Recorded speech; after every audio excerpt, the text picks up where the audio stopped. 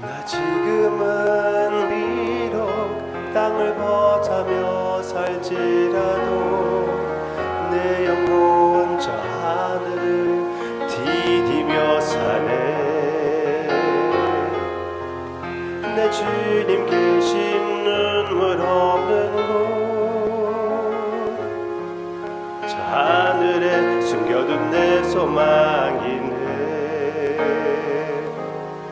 부푼 얼굴들 그리운 이름들 많이 생각나. 내 가슴 터지도록 기다려지는 곳,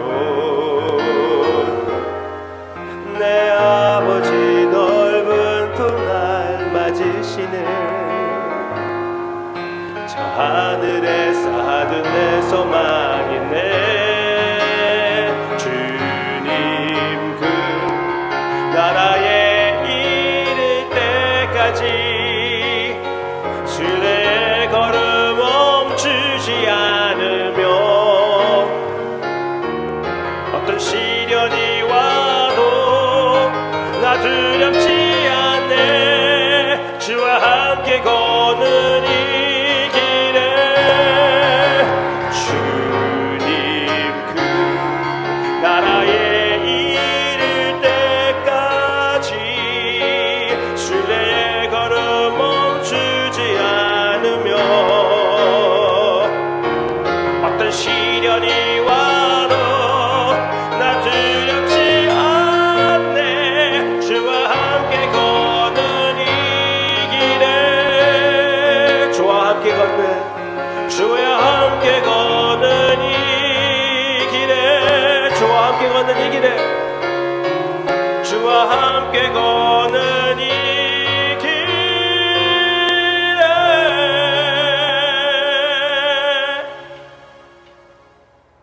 부에노디아 사랑하는 믿음의 가족 여러분, 오늘 우리는 에스겔서 9장에서 12장까지의 말씀을 함께 보고자 합니다.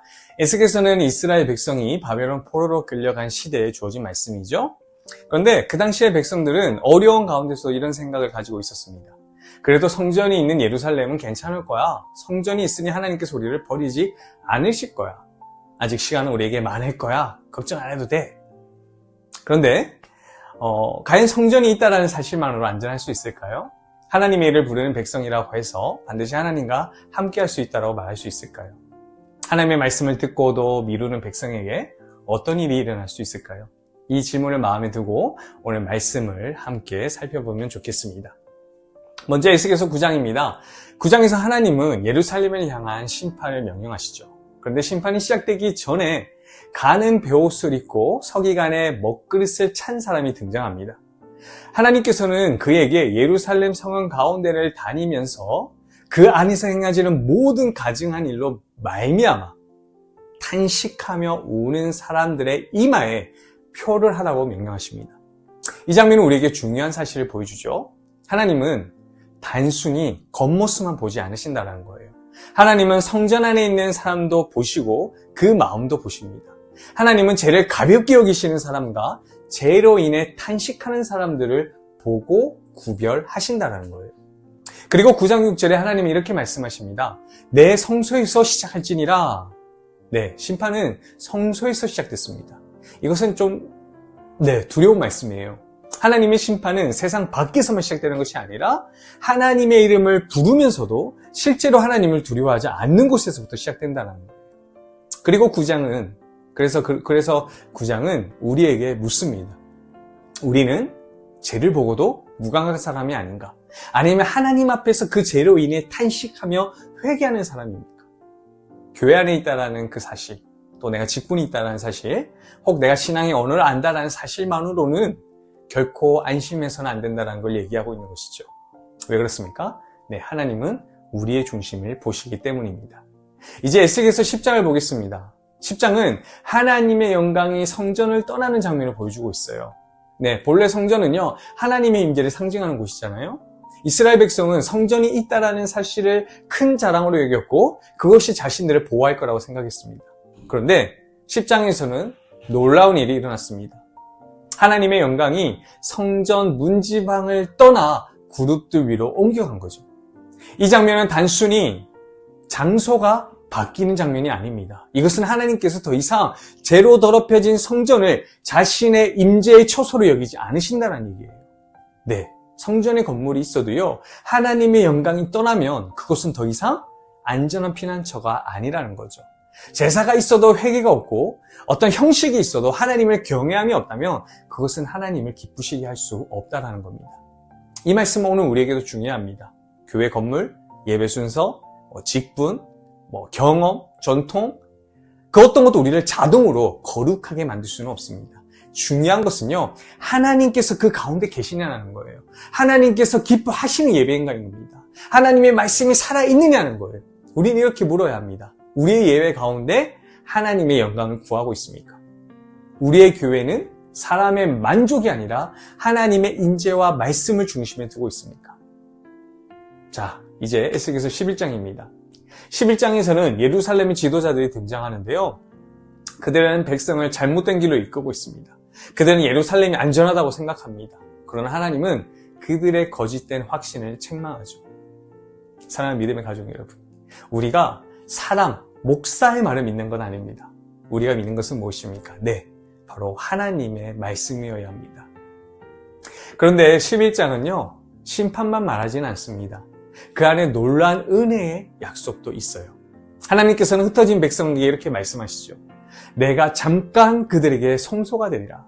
성전이 예루살렘에 있었지만 하나님은 포로로 끌려간 백성 가운데서도 그들의 성소가 되겠다라고 말씀하세요.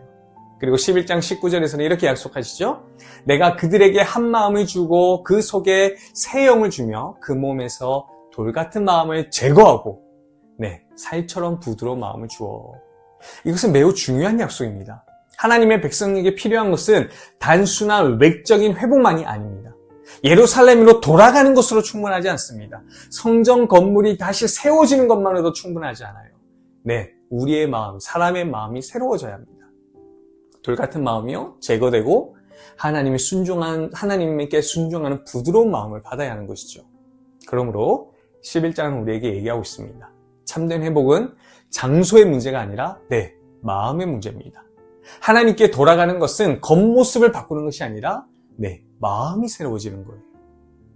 마지막으로 에스겔서 12장입니다. 12장에서 하나님은 에스겔에게 이상한 행동을 하게 하시죠. 포로의 짐을 꾸리고 백성이 보는 앞에서 짐을 옮기며 저녁에는 벽을 뚫고 나가라고 얘기합니다. 이것은 예루살렘 왕과 백성이 포로로 끌려가게 될 것을 보여주는 표징이었습니다. 그런데 문제는 백성들이 하나님의 말씀을 듣지 않았다는 거예요. 12장 2절에서 하나님은 그들에게 이렇게 말씀하시죠. 그들은 반역하는 족속이라 눈이 있어도 보지 아니하고 귀가 있어도 듣지 아니하나니. 그들에게 말씀이 없었던 것이 아닙니다. 경고가 없었던 것도 아니에요. 눈이 있었고 귀가 있었습니다. 그러나 보려 하지 않았고 들으려 하지 않았습니다. 그들은 또 이렇게 얘기했습니다. 날이 더디고 모든 복시가 사라질 거야. 다시 말하면 심판은 오지 않을 거라고 얘기했다는 거죠. 하나님의 말씀이 이루어지지 않을 것이라고 얘기한 겁니다. 아직 시간이 많다라고 생각한 겁니다. 그러나 하나님은요, 12장 28절에 분명히 말씀하세요. 나의 말이 하나도 다시 더디지 아니할지니 내가 한 말이 이루어지리라. 우리가 봤을 때는 하나님의 말씀이 더디게 보일 수 있습니다. 그러나 결코 실패하지 않습니다. 사람이 하나님의 말을 무시할 수 있어요.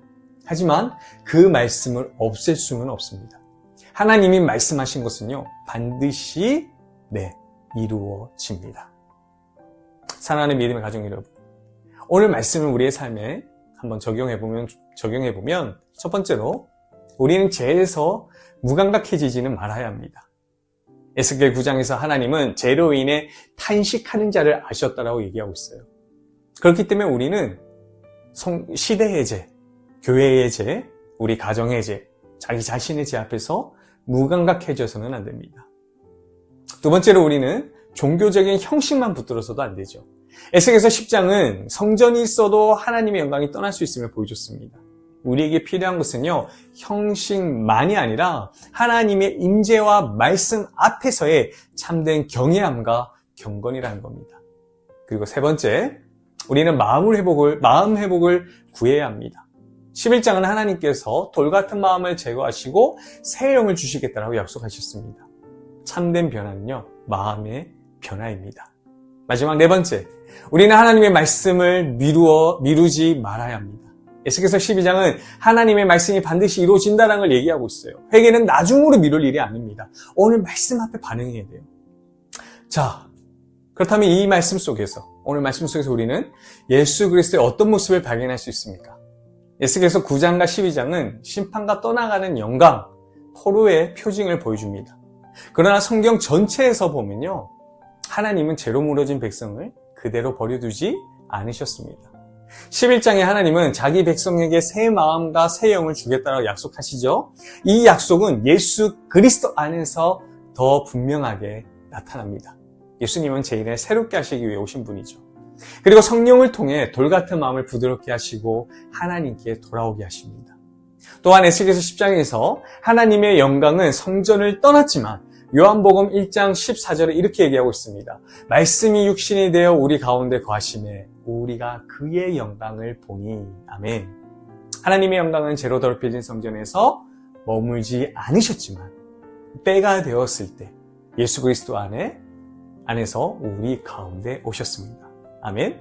예수님은 참된 성전이십니다. 하나님을 만나는 길은요, 더 이상 예루살렘 성전에 있지 않습니다. 어디 있습니까? 네, 예수 그리스도 안에 있습니다. 그리고 에스겔서 12장에서 에스겔은 포로의 짐을 지고 표징이 되었습니다. 그러나 예수님은 표징이 아니라 실제로 우리의 죄와 수치를 친히 지시고 십자가로 나아가 주셨습니다. 그러므로 오늘 우리가 읽었던 그 모든 말씀은요, 우리를 두려움에서만 멈추게 하지 않습니다.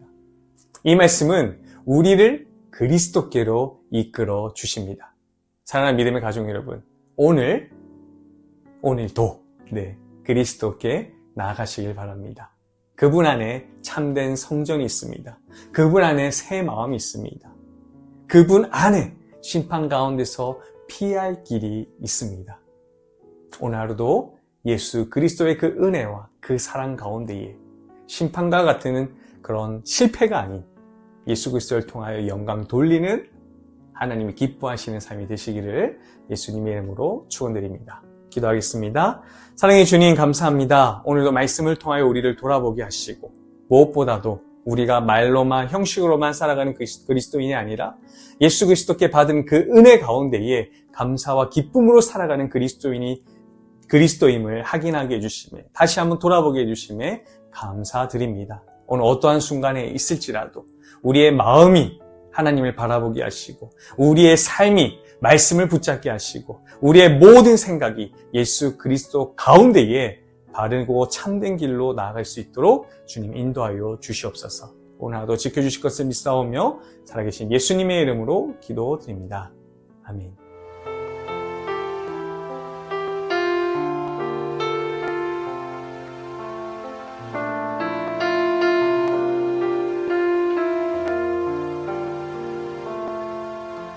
주 나의 모습 보내 상한 나의 맘 보시네 주 나의 눈물 안에